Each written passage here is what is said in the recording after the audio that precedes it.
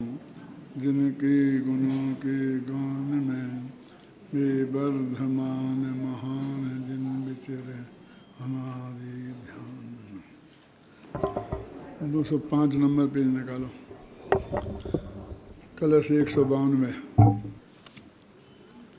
पढ़ो भाई। बंदच्छेदा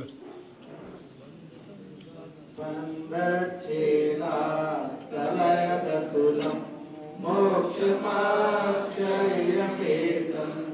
नित्योद्योत सुकृत सहजा वास्तवेकान्त शुद्धम् एकाकार स्वरसभरतो गम्भीर धीरम् पूर्णज्ञानम् ज्वलितमचले स्वस्य लीनं महिम्नि बंधछेद से मुक्त हुआ यह शुद्ध आत्मा निज रस से गंभीर धीर परिपूर्ण ज्ञानमय उदित हुआ है अपनी महिमा में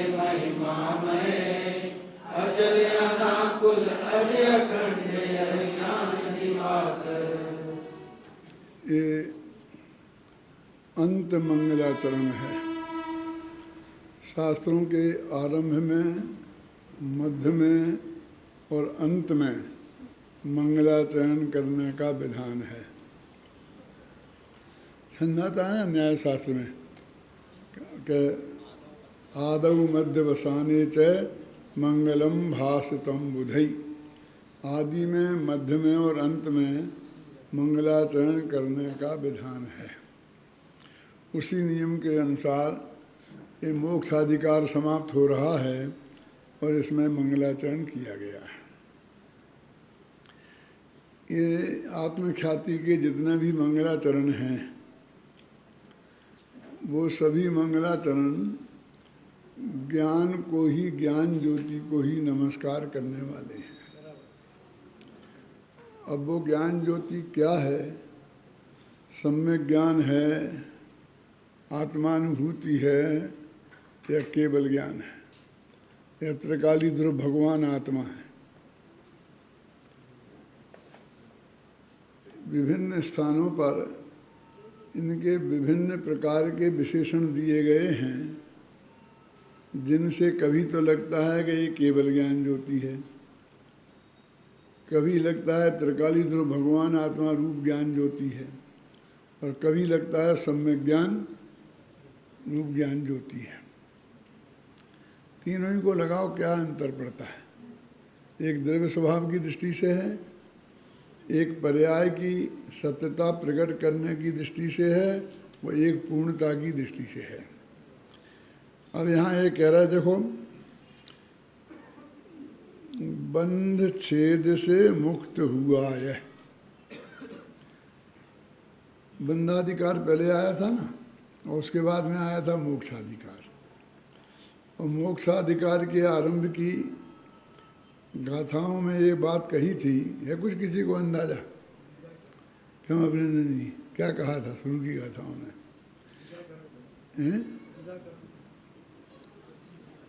ये कहा था कि बंध के विचार करने से, चिंतन करने से बंध का नाश नहीं होता। जैसे कोई आदमी बेड़ियों में जकड़ा पड़ा हो और वो कितना ही विचार करे, सोचे, जाने कि मैं बंधा हूँ, ऐसा बंधा हूँ, मजबूत रस्सी से बंधा हूँ, तो उससे बंधन से मुक्त नहीं होगा। बंधन से मुक्त होने की जो विधि है उसकी चर्चा हम आगे करेंगे, और उन्होंने की। और वो चर्चा वही है जो अपन कल तक कर रहे थे कि शुद्धोपयोग, निरपराध दशा, है ना, अप्रतिक्रमण भाव अथवा निश्चय प्रतिक्रमण भाव, वो सब मुक्त होने की विधि है जो उन्होंने बताई। बहुत से लोग वो ऐसा कहते हैं कि कितना साफ लिखा कि बंधन के विचार से बंधन नहीं कटते, बंधन को काटने से बंधन कटते हैं। ख्याल में है ना? और इसलिए फिर वो कहते हैं कि बंधन काटने का उपाय है कि व्रत करो, उपवास करो, शील पालो, संयम पालो, तीर्थ यात्रा करो, और जो भी जितने भी अनुव्रत महाव्रत रूप व्रत हैं उन्हें वो बंधन के काटने का उपाय समझते हैं। जबकि यहाँ पूरे अधिकार में उनकी तो बात ही नहीं है। यदि उनकी बात है तो उनकी धुनाई की गई है बस। उनकी चर्चा जहाँ आई है वहाँ इसी अर्थ में आई है कि वो धर्म नहीं है, उससे कर्म कभी कटने वाले नहीं है, इसी रूप में आई है। पंडित जयचंद जी छाबड़ा ने इस अधिकार के अंत होते होते एक छंद लिखा और जिसमें ये आरंभिक चर्चा की है। निकालो, आपके इस पेज में मैंने दिया है, पेज नंबर 208।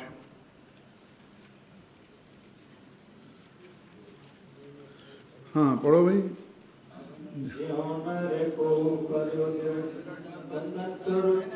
अरे भाई 23 सवैया है, 31 नहीं।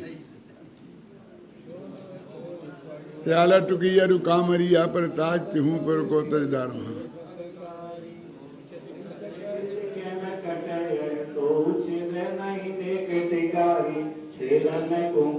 आयुध धाय चलाय निशंक करे द्वयधारी, यो बुद्ध बुद्धि दसाय दुधा करी कर्म आत्म आपकारी। फिर पढ़ो।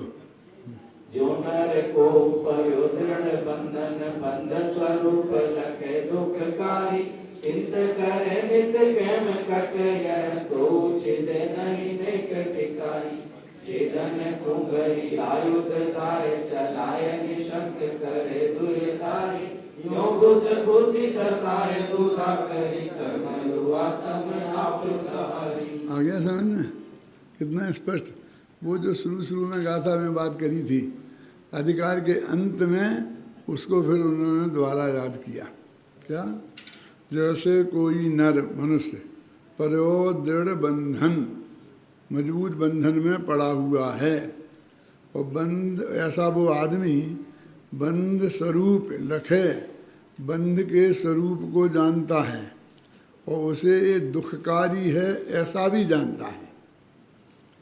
वो चिंत करे, दिन रात चिंता करता है कि कैम ही कटे, कि कैसे कटे ये बंधन।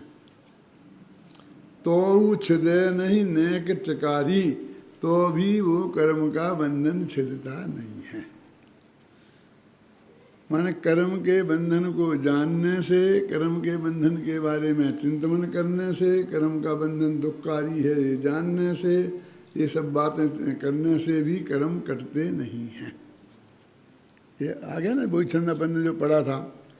ज्यों नर को परो दृढ़ बंधन बंध स्वरूप लखे दुखकारी, चिंत करे निति कैम कटे यह तो छिदे नहीं।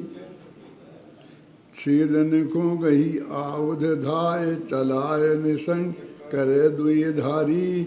उसको छेदने के लिए आयुध हथियार को लेकर धाय माने दौड़े पुरुषार्थ पूर्वक, वो चलाए, उस हथियार को निशंक पने से चलाए और उसके दो टुकड़े कर दे। दुधारी तलवार कहते हैं ना, दो तरफ धार जिसकी हो, चलाए ना।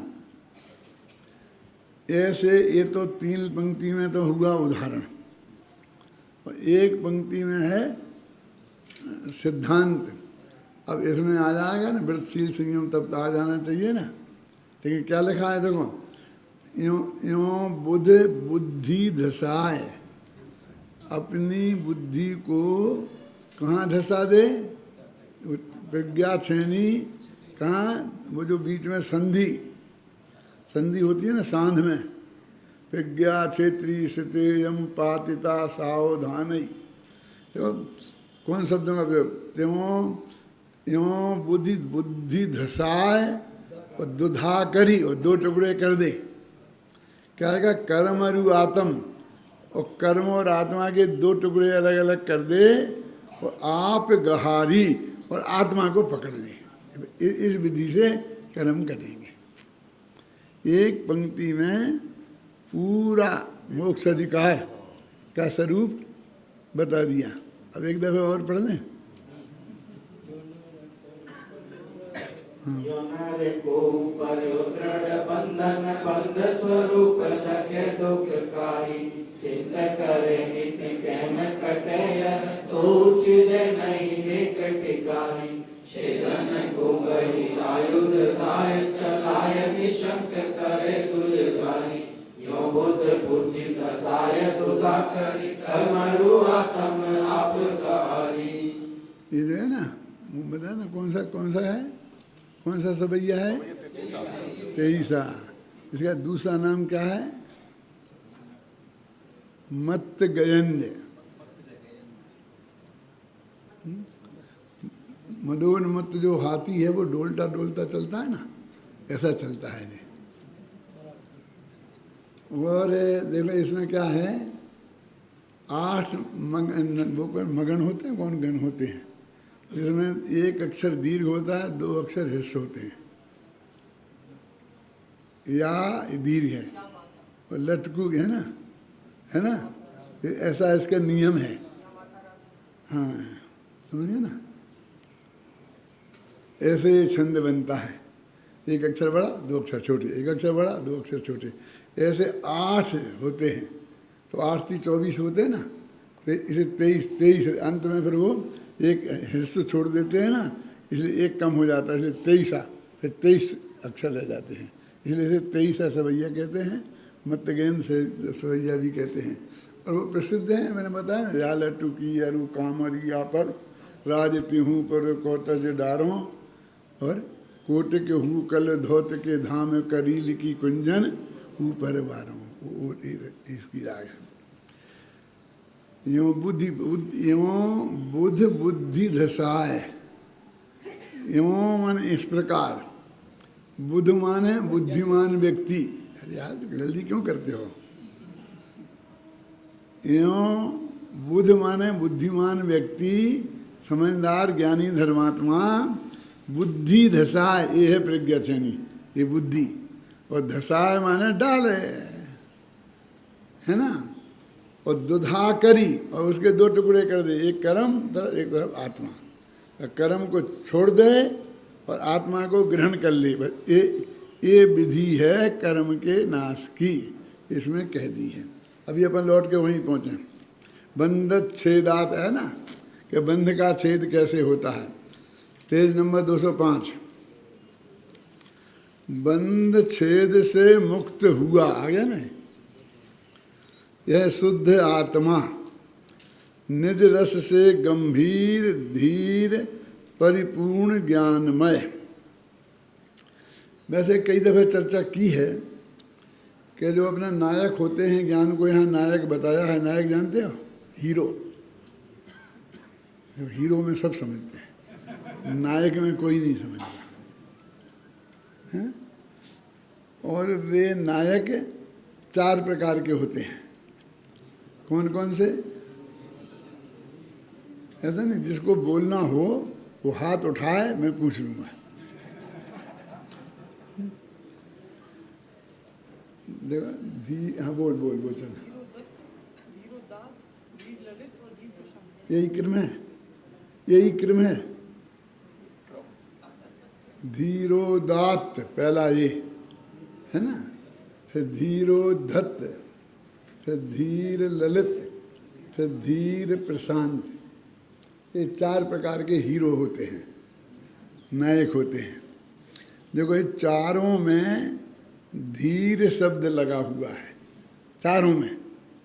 इसका मतलब ये है कि धीरता कितनी बड़ी ज़रूरत है। धीरता माने धैर्य, धैर्य की कितनी बड़ी ज़रूरत है कोई भी काम करने में। वीरता तो नंबर बाद में आता है, पहले धीरता चाहिए। धीरता और वीरता में क्या अंतर है?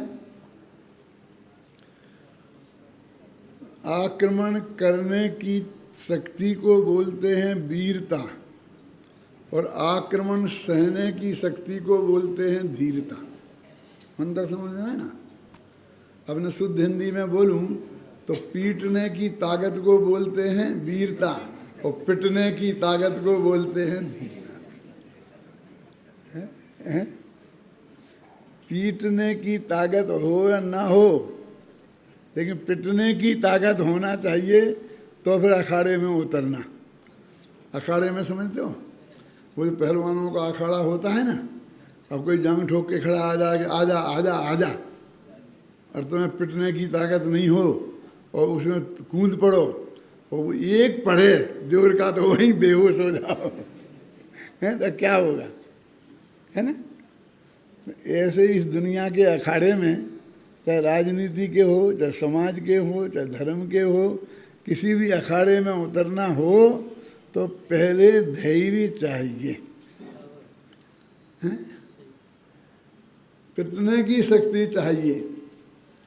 और इसके लिए मेरा प्रसिद्ध उदाहरण है कि राम और चंद्र जी, सीता जी और लक्ष्मण जंगल में जा रहे थे।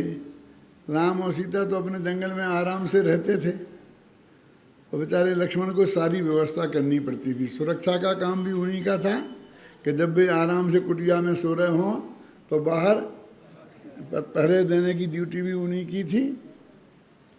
और फिर दोपहरी में जगह जगह जाकर, शहर में से पास के नगर से जाकर खाने पीने की व्यवस्था बनाना और जो भी ज़रूरत थी वो सब वो लक्ष्मण जी करते थे।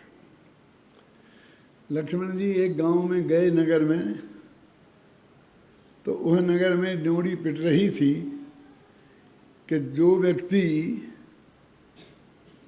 युद्ध में हमारी राजकुमारी से जीतेगा, हमारी राजकुमारी की शादी उससे होगी क्या, लेकिन जो हार जाएगा वो सारी जिंदगी जेल में सड़ना पड़ेगा, फिर वो वापस नहीं जा पाएगा।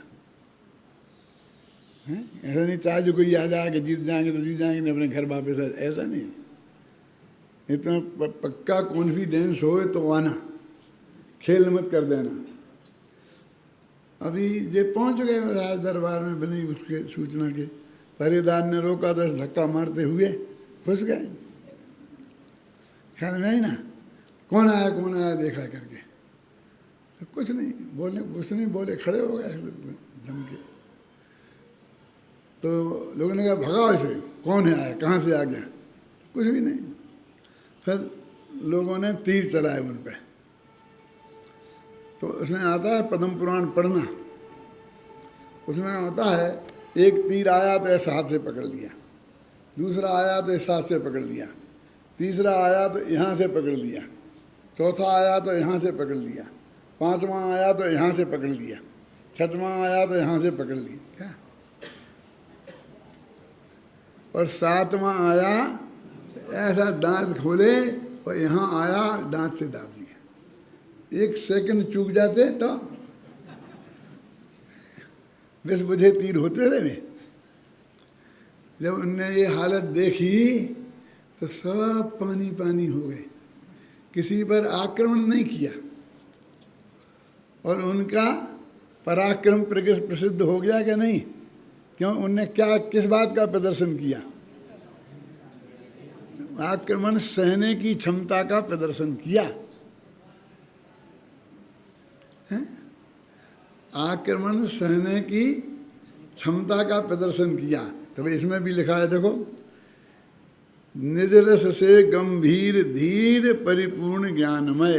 वो जो हमारी ज्ञान ज्योति है अपने रस से पूरी भरी हुई है, अत्यंत गंभीर है, धीर है, परिपूर्ण है और ज्ञानमय है। कौन सी ज्ञान ज्योति?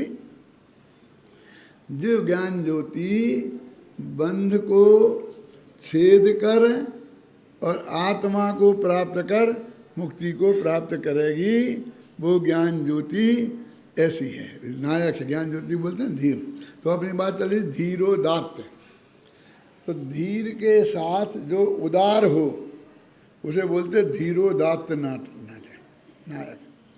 धीर भी हो और उदार भी हो, मन बर्दाश्त करने की भी ताकत हो और फिर उदारता भी हो, अपन ने जीत लिया हो और वो अपने कब्जे में आ गया हो, अपन ने नाक पांच बांध में यहाँ बांध के डाल दिया हो, क्यों, और उसने आधीनता स्वीकार कर ली तो छोड़ दो, जाओ भैया यहाँ का राज तुम ही संभालो, अच्छे व्यवस्थापक हो तुम, बस थोड़ा सा इतना सा टैक्स भेज दिया करना और बाकी तुम आज़ादी से यहाँ का राज्य संभालो।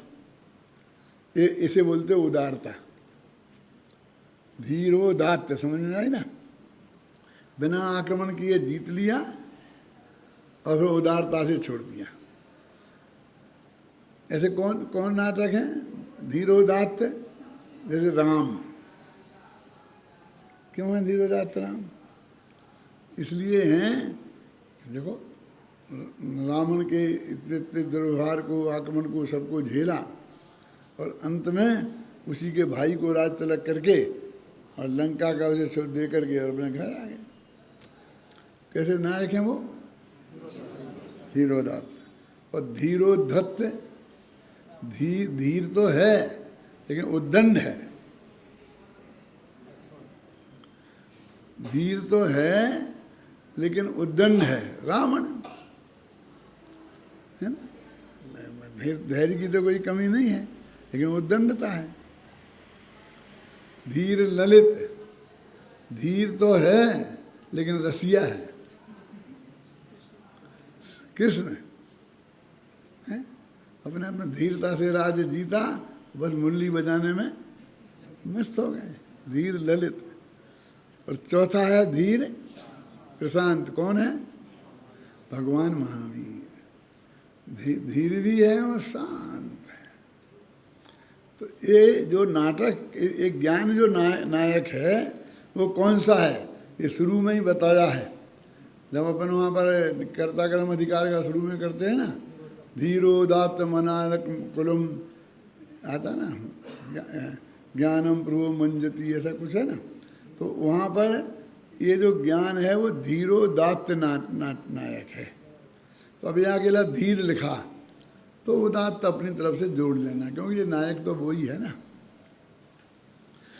बंध छेद से मुक्त हुआ यह शुद्ध आत्मा, निज रस से गंभीर धीर परिपूर्ण ज्ञानमय। मैंने पहले क्या कहा था? सुनो, अरे सुनो। पहले क्या था? कभी कभी तो ऐसा लगता है त्रिकाली ध्रुव की बात हो, कभी कभी ऐसा लगता है केवल ज्ञान हो, कभी कभी ऐसा लगता है सम्यक ज्ञान हो। अब ये कह रहे ना, बंध छेद से मुक्त हुआ यह शुद्ध आत्मा। बंध के छेद से मुक्त हो गया तो त्रिकाली ध्रुव भी कह सकते हो, मुक्त हो गया, ये केवल ज्ञानी भी कह सकते हैं, है ना। निज रस से गंभीर धीर परिपूर्ण ज्ञानमय, उदित हुआ है अपनी महिमा से महिमामय। ये केवल ज्ञान की बात है। अपनी महिमा से महिमा उदित हुआ है ना, वो तो उदित ही होता है हमेशा। पूर्ण ज्ञान माने केवल ज्ञान, जाजुल्यमान माने जलता हुआ केवल ज्ञान, अत्यंत प्रकट, अचल और अपनी महिमा में लीन, ऐसा यह केवल ज्ञान रूपी दिवाकर, दिवाकर माने सूर्य, शोभायमान हो रहा है। चलो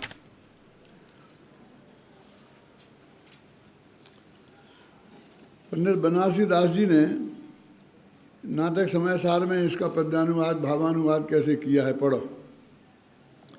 ये छप्पय छंद है। वो छप्पय कैसे बनता है जानते हो? एक लोला और एक उल्लाला, इन्हें मिलाओ तो एक छप्पय बन जाता है। एक दोहा और एक लोला, इन्हें मिलाओ तो कुंडलिया बन जाती है। दोहे को पलट दो तो सोरठा बन जाता है, सोरठा को पलट दो तो दोहा बन जाता है। मालूम है? बोलो, बनाओ दोहा का सोरठा एक। कोई दोहा तो आता होगा, बोलो, देख के बोलेगा।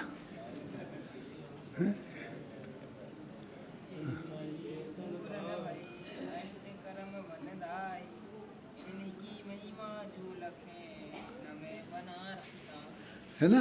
अब इसको उलट दो तो दोहा बन जाएगा, एक सोटा बन जाएगा। उलटना आता कि नहीं आता? देखो, ई विधि जे पूरन भये अष्टकर्म बनदाई, तिनकी महिमा जो लखे न मैं बनारसी ताई। ठीक है। अष्टकर में बनदाही ई विदे जे पूरन भये, न मैं बनारस ताही तिनकी महिमा जो लखे। हो गया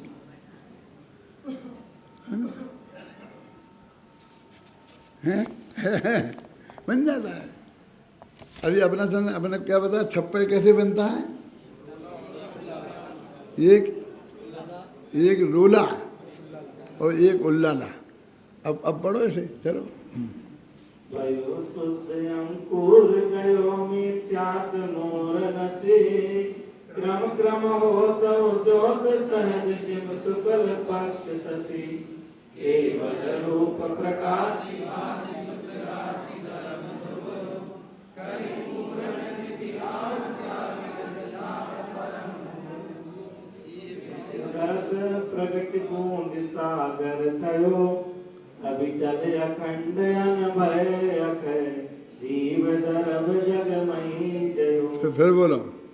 ये विधि अनन्य प्रभुता गर्ग, प्रगटे बूंद सागर थयो, अभिचल अखंड अनभय अखय, जीव दरब जगमयी जयो। हो गया ना? ये नीचे की जो दो लाइनें हैं छप्पा हैं, इन्हें दो लाइनें हैं वो हैं उल्लाला, और ऊपर की चार लाइनें हैं वो हैं रोला। तो एक आध रोला तो दूसरा आता है भाई, बोलो बोलो, कहीं से रोला दूसरा, ये नहीं दूसरा रोला।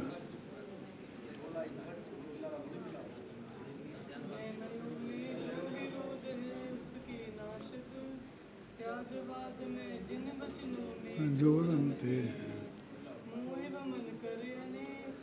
हाँ ठीक है। अब भयो शुद्ध अंकुर, शुद्धता का अंकुर पैदा हुआ है।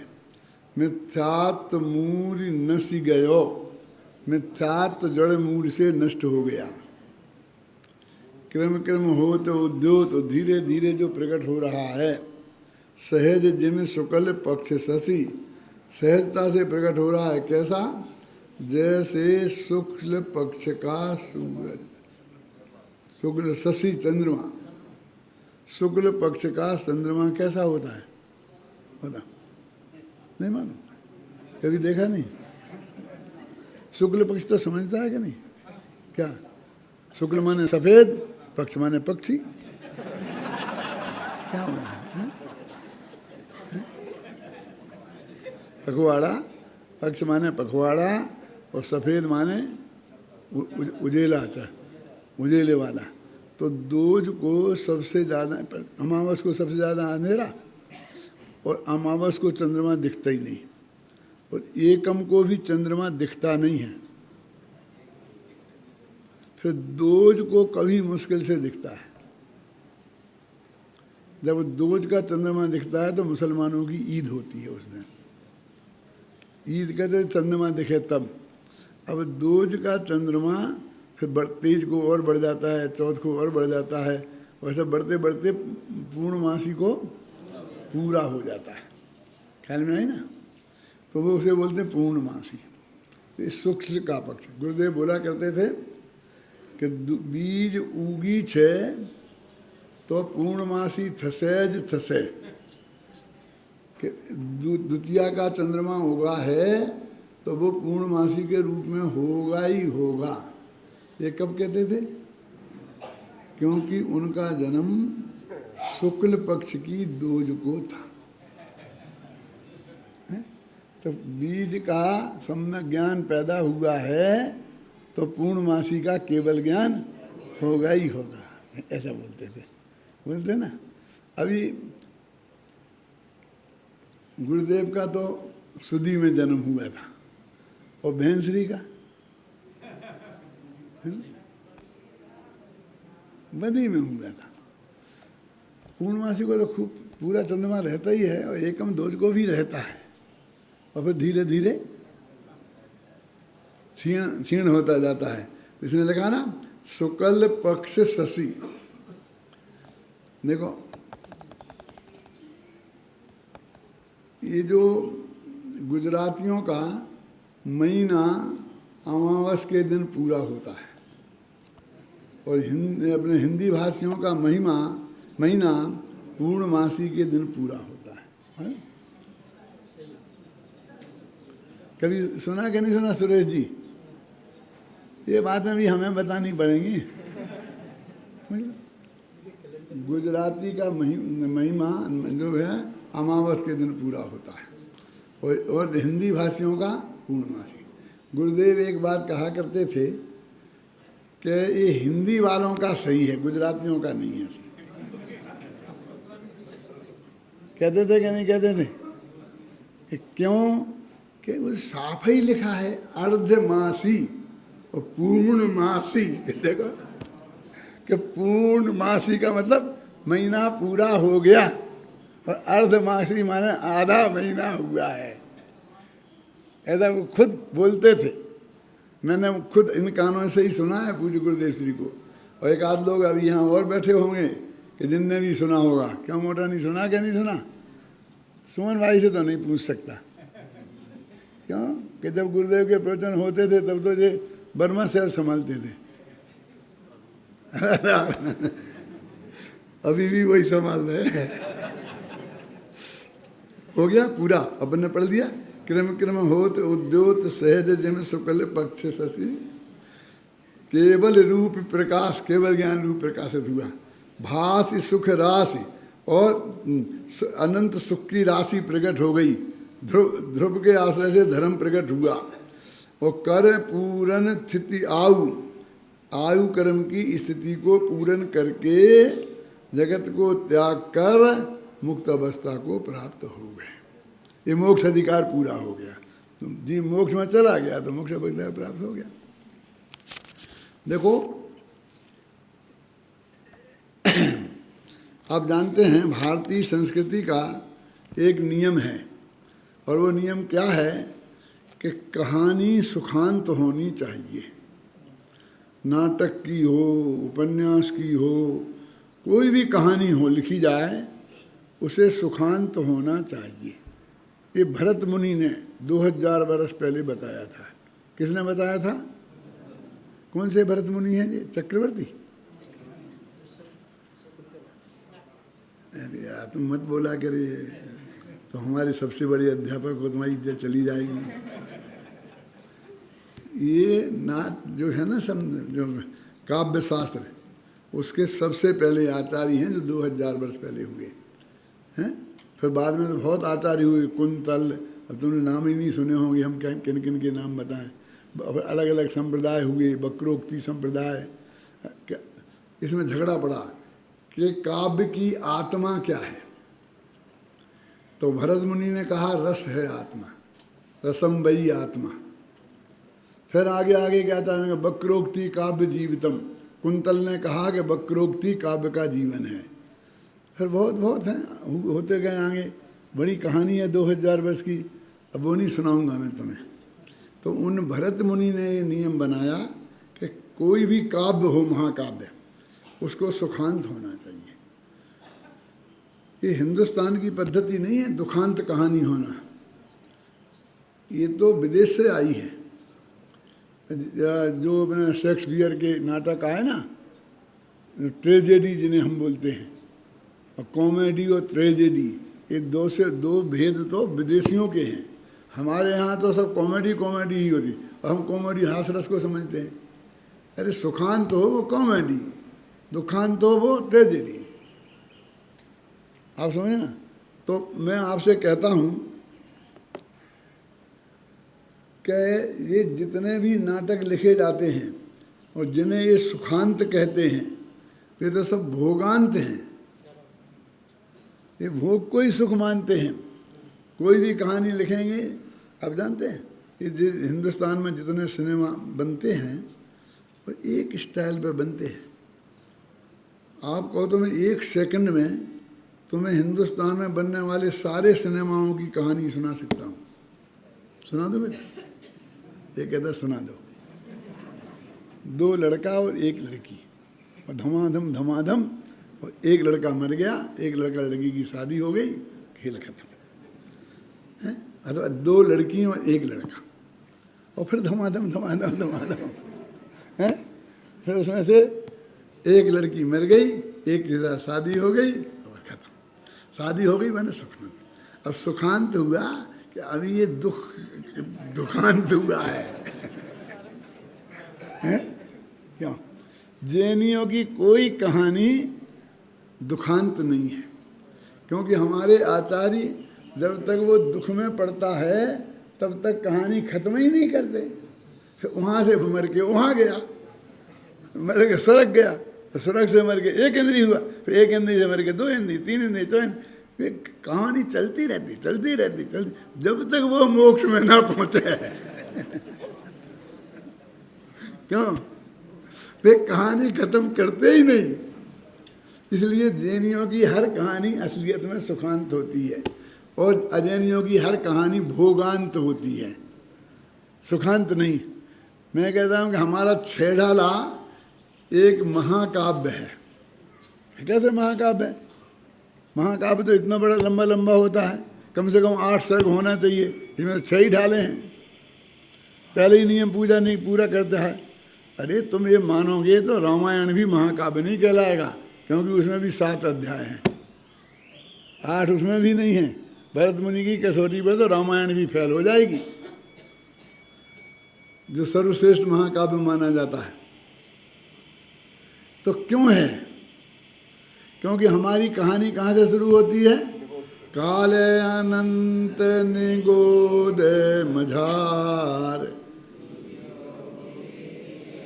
फिर घूमते हुए निकलती है। 1 इंद्री, 2 इंद्री, 3 इंद्री, 4 इंद्री, 5 इंद्री, रसेनी 5 इंद्री, सैनी 5 इंद्री, फिर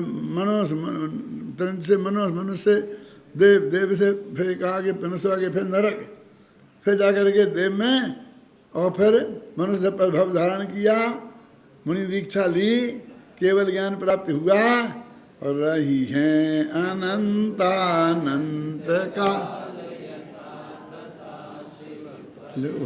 सुखांत कहानी पूरी हो गई क्या नहीं? किसकी कहानी है? किसकी है? अरे हम सबकी कहानी है ये। अनादिकाल से शुरू हुआ, किसी की खत्म हो गई और किसी की अभी चल रही है। क्यों? खत्म कब होगी राजकुमार? हाँ, जब मोक्ष में जाएंगे। जब अपन तो मोक्ष में पहुंच गए ना, इसलिए मोक्षाधिकार समाप्त हो गया है। अब निकालो सर्वसिद्ध ज्ञान अधिकार।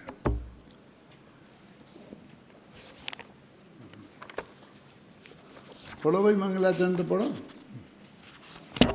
सर्वसिद्ध ज्ञान अधिकार का।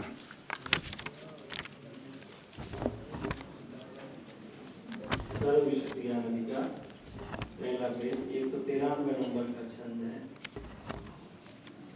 नीत्वा सम्यक् प्रलयमखिलान् कर्तृभोक्तादिभावान् दूरीभूता प्रतिपदमयम् बन्धमोक्ष प्रकृते शुद्ध शुद्ध स्वरस विसरा पूर्ण पुण्याचलाचि कंकोत्कीर्ण प्रकट महिमा स्फूर्जते ज्ञान पुंज, जिसमें कर्तृभोक्तृ भाव सब नष्ट कर दिए, बंध मोक्ष की रचना से जो सदा दूर है अपार महिमा जिसकी कंकोत्कीर्ण जो ज्ञान पुंज वह शुद्धात्म शोभायमान है। अभी अभी मैंने आपको एक बात बताई थी कि जिसमें ये कहा था कि जिस ज्ञान ज्योति को नमस्कार किया है, कहीं कहीं तो वो त्रिकाली ध्रुव भगवान आत्मा होती है, कहीं कहीं केवल ज्ञान होती है और कहीं कहीं सम्यक ज्ञान ज्योति होती है। तो पिछला तो केवल ज्ञान वाला था और ये त्रिकाली ध्रुव भगवान आत्मा वाला है, क्योंकि सर्व शुद्ध ज्ञान माने त्रिकाली ध्रुव भगवान आत्मा। तो उसमें कितना क्लियर आ गया? ज्ञान पुंज वह शुद्धातम शोभायमान है, आ गया ना? ज्ञान का पुंज वह शुद्धात्मा, और इसमें आ गया नीचे स्फूर्जति ज्ञान पुंजा। संस्कृत में आया ना, स्फूर्जति ज्ञान पुंजा। देखो, कर्ता कर्म अधिकार में एक बात शुरू की थी कि ये भगवान आत्मा पर पदार्थों का, रागादि भावों का कर्ता और भोक्ता नहीं है। और वो बात फिर एक तरफ रखी रह गई, फिर पुण्य पाप और सब बात चलती चलती रही। अब फिर उसको याद कर रहा है। एक तरीके से ये द्वारा कर्ता कर्म अधिकार शुरू हो रहा है। ख्याल में ना, वो तो जगत के ज्ञानी अज्ञानी और ज्ञानी जीवों का कर्ता कर्म था, और ये त्रिकालीध्रुव भगवान आत्मा का कर्ता कर्म संबंधी बात है कि वो कैसा है हमारा भगवान आत्मा। तो पूरा अब ये ज्ञान पुंज सर्वशुद्ध ज्ञान, उसकी चर्चा करनी है ना, तो सबसे पहले उसी को नमस्कार किया। माने समझ लो कि मंगलाचरण के छंद में पूरे अधिकार में क्या बात कही जानी है, वो बात उसमें आ जाती है। वे उसको आचार्य उसको बराबर ध्यान में रख लेते हैं, और अंत में फिर एक बार सबको याद दिला देते हैं। पहले कहते हैं अब ये कहेंगे, और अंत में क्या कहते हैं, अब हमने ये कह दिया है। देखो, नीत्वा सम्यक प्रलय मखयान कर्तृभोक्त्रादि भावान, कहते जिनने कर्तृभाव और भोक्तृभाव इन संपूर्णों को, अखिलान माने संपूर्ण, संपूर्ण कर्तृभाव कर्तापन की बुद्धि और भोक्तापन की बुद्धि, इनको प्रलयम सम्यक नीत्वा, इनको प्रलय करके भले प्रकार, सम्यक माने भले प्रकार, नीत्वा माने करके, क्या करे प्रलय। प्रलय माने जानते हो क्या होता है?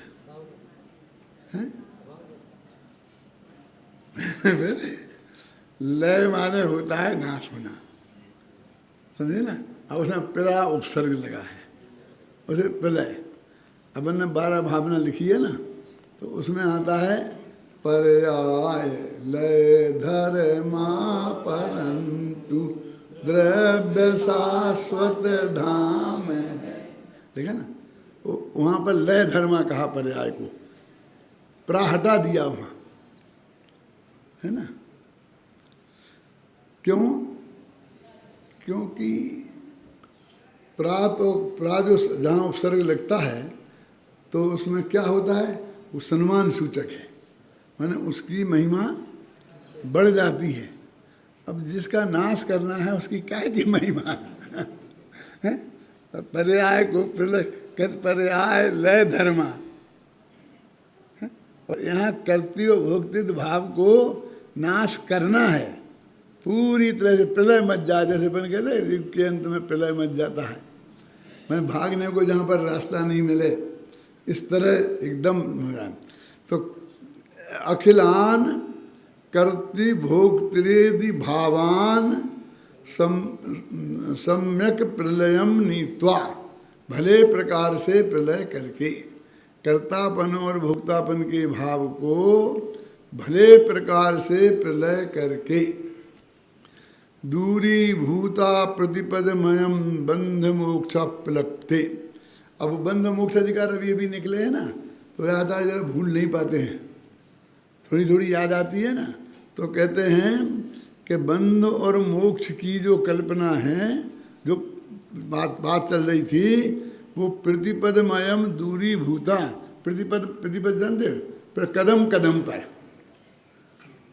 प्रतिपदम माने कदम कदम पर यह इसको दूर करती हुई, है ना। और शुद्धा शुद्धा मान द्रव्य से शुद्ध और पर्याय से शुद्ध, दो शुद्धा है ना। तो एक द्रव्य से शुद्ध और एक पर्याय से शुद्ध। स्वरस विसरा पूर्ण पुण्या अचलार्थी, अपने रस से पूरी तरह से भरा हुआ, आपूर्ण अत्यंत पवित्र, ऐसा टंकोत्कीर्ण है महिमा जिसकी, ऐसा ज्ञान पुंज शोभायमान हो रहा है। इसे बोलते हैं आशीर्वादात्मक मंगलाचरण। अपन तो क्या समझते हैं, मंगलाचरण माने बस भगवान महावीर को नमस्कार हो, इसको नमस्कार हो, उसको मंगलाचरण में तो नमस्कार किया, ऐसा कुछ नहीं है। मंगलाचरण में नमस्कार, मंगलाचरण में आशीर्वाद भी दिया जाता है, लेकिन आशीर्वाद आत्मा की मंगलाचरण है। ये ज्ञान ज्योति निरंतर उदय को प्राप्त हो, ये क्या है, खुश रहो जिंदगी भर खुश रहो, तो ये आशीर्वादात्मक मंगलाचरण, कहाँ अनंत भगवान को मंगला आशीर्वाद दे रहे, त्रिकाली ध्रुव को आशीर्वाद दे रहे। अरे भाई, आशीर्वाद माने क्या होता है? अरे किसी का भला चाहे ना, तो उसमें क्या हो गया?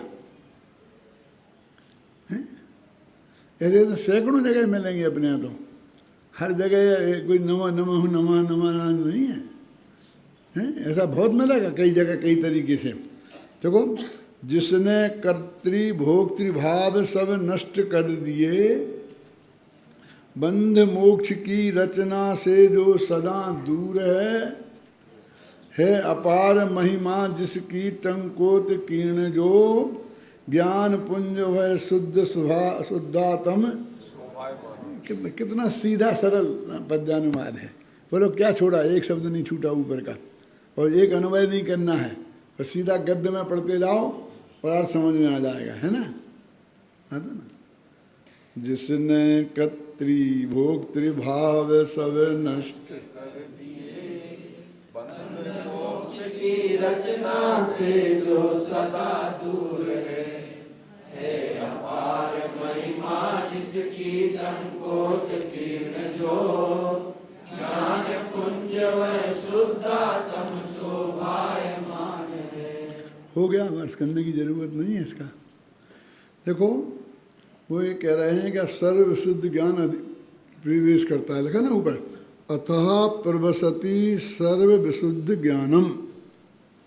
सर्व विशुद्ध ज्ञान अब प्रवेश करता है। कहाँ प्रवेश करता है? रंगमंच पे। कौन सा रंगमंच? संसार के रंगमंच पर अब शुद्ध सर्व शुद्ध ज्ञान प्रकट हुआ। देखो, इस सर्व शुद्ध ज्ञान ने प्रवेश किया, तो अभी कहते हैं जीवाधिकार, जीव अजीब का भेष बना के आया था, दोनों ने मिलकर एक भेष बनाया था। इसमें जीव ने कर्ता का भेष बनाया था, अजीब ने कर्म का भेष बनाया था, पुण्य पाप के भेष बनाए थे, आश्रम का भेष बनाए थे, सब स्वांग थे। स्वांग माने भेष। पहले वो होते थे जो आते थे वो बहुरूपिया, तो स्वांग बना के आते थे। तो आचार्य कहते हैं कि ये सब स्वांग थे, और अब ये स्वांग नहीं है, वो असली रूप प्रकट होके आ गया है। वो बहुरूपिया होता था, मालूम आपको, तो रोज ही ना आकर एक एक स्वांग दिखाता था। कभी पुलिस इंस्पेक्टर बन के आता है, कभी कुछ कभी कुछ। फिर जब वो 10 दिन पूरे स्वांग बता देता था, तो 11वें दिन फिर वो असली वेश में आता था, बहुरूपिया के वेश में, और फिर वो सबसे चंदा लेता। मैंने 10 दिन दिखाया है और उसकी फीस लेता था। तो उसे पुरस्कार कब मिलता था?